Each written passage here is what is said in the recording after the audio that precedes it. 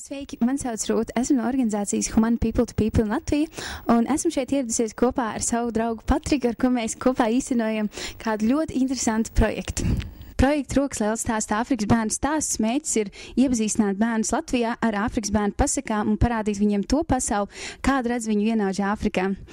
Šī projekta ietveros tika sagatavota grāmatiņa, kurā ir apkopots bērnu pasakas no Kenijas, Mozambikas un Nigērijas.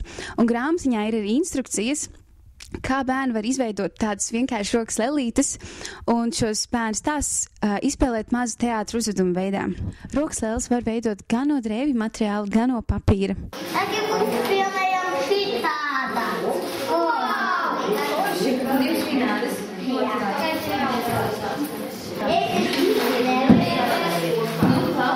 Sākam šūt.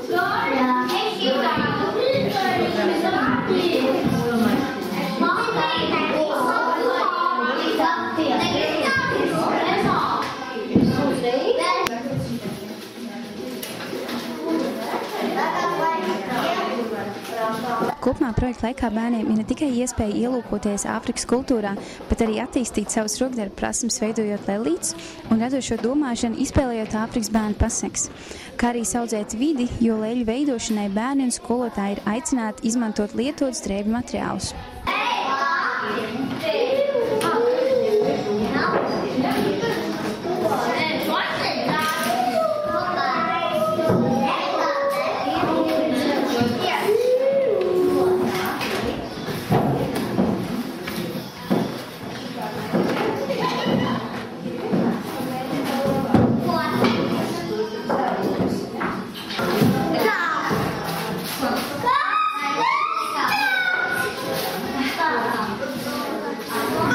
Lai iepazīstinātu bērnus ar grāmatu apkopotajām pasakām, projekta ietvaros mēs organizējām nodarbības, kur laikā bērni lasīja pasakas, veidoja šādas mazas roklēlītes un izspēlēja stāstus mazu teātru uzvedumu veidā. Izkāp jēzelīts ārā un samaksā visu naudiņu un aiziet projām.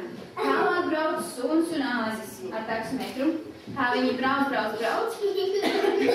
līdz mums un taksometru šofērs atdod 20 naudiņas. Un āzis, ko viņš izdara?